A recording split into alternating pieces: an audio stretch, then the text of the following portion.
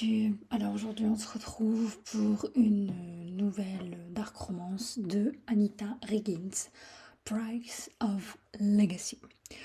Tout a un prix sauf l'amour. Alors dans ce roman on va parler de Bianca Darrell. C'est elle la personnage principale. En gros, sa famille est super friquée. Je sais plus si c'était en Californie ou c'est un état particulier en tout cas. Et ils font partie, mais vraiment des premiers riches de cette partie des États-Unis. Donc c'est vraiment la riche famille qui va dans les écoles UP et tout. Leurs fils et filles héritent de milliards et de milliards de dollars. Et comme toutes les riches familles, ils ont des rivaux. Et le rival principal de la famille de Bianca, ça va être les Fitzroy. Et le fils des Fitzroy, Bellamy Fitzroy, lui aussi c'est l'héritier de la famille des Fitzroy. Alors lui aussi c'est un héritier, il va à la même école que Bianca, ils se connaissent depuis qu'ils sont tout petits parce que les cercles P, il y a tout le temps des fêtes entre eux et tout ça, donc ils se voient, ils font des accords entre eux tout le temps en compétition, tout ça, tout ça. Le problème, c'est que Bianca et Bellamy, ils ont eu une petite histoire quand ils étaient adolescents. Ils s'aimaient bien et ils s'entendaient sur le fait que leur famille était respectivement horrible l'un l'autre. C'est comme ça qu'ils se sont rapprochés. Sauf que il s'est passé un truc et ils ont rompu. Et là, ils se détestent. L'un comme l'autre pense que c'est la faute de l'autre, mais ce qu'ils savent pas, c'est que chacun a un peu menti sur ce qui s'est vraiment passé. Et du coup, voilà, ils sont sur un énorme malentendu. L'un en veut à l'autre, l'autre en veut parce qu'il pense qu'elle avait un truc alors qu'elle a rien fait. Elle aussi, elle lui en veut parce que pour elle, il a fait ça alors que non. Bref, c'est typique des adolescents, quoi. Du coup, les Fitzroy et les Darrell ne peuvent pas se piffrer. Ni la famille de Bianca, ni la famille de Bellamy ne s'entendent. C'est toujours la rivalité qui a le plus gros contrat, qui a la plus grosse bagnole. Enfin bref, des problèmes de riches, quoi. Et un jour, les deux familles se retrouvent au pied du mur parce que je crois qu'il y a un troisième truc, une troisième famille qui veut, ou une puissance qui veut intégrer leur state là où ils sont aux États-Unis.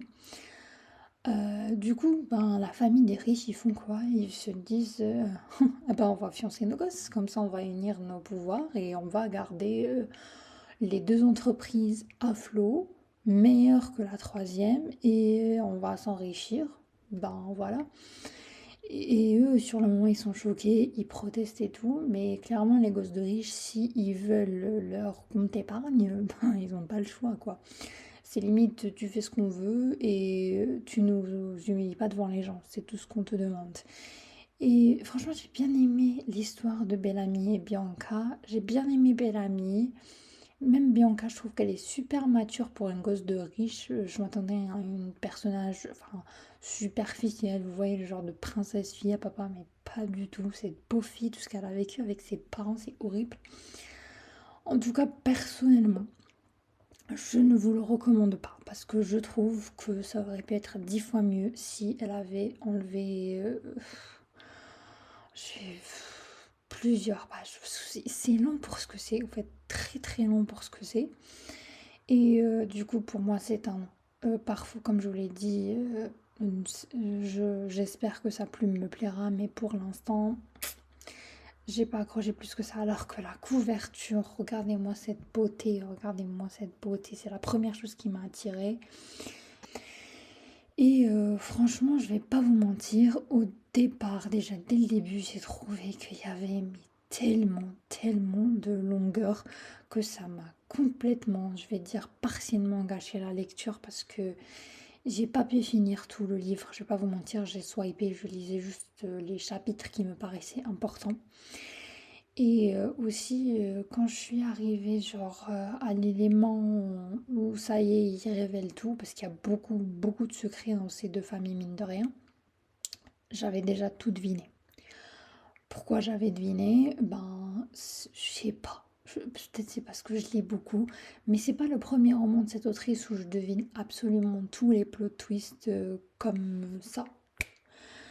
Je sais pas pourquoi. C'est son deuxième livre où je vois tout venir. En fait, j'avais déjà fait une vidéo sur le premier bouquin que j'avais lu de cette autrice. Tout le monde dit qu'elle est super, mais perso, j'ai pas encore accroché à sa plume. Je vais lui donner une dernière chance avec les deux dark romances qu'elle a écrites, que tout le monde dit c'est super. Et si ça le fait pas, ben, je pense que je vais la sortir de mes futures lectures, ce qui est super dommage parce que elle a beaucoup de potentiel cette histoire. Sauf que ben, j'ai tout simplement pas pu. Trop de longueur tue le livre. Désolée pour ceux qui ont adoré. Je respecte vos choix.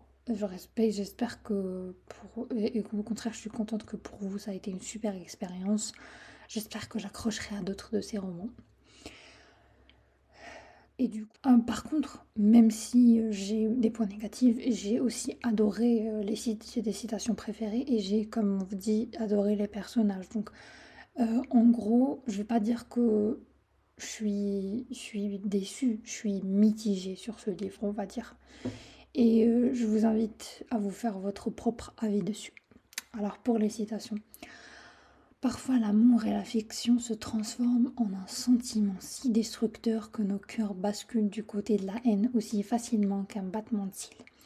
Alors, on apprend à laisser partir, on apprend à les oublier, on réalise que certaines personnes sont faites pour demeurer dans notre vie, tandis que d'autres ne doivent qu'y passer et nous donner une leçon.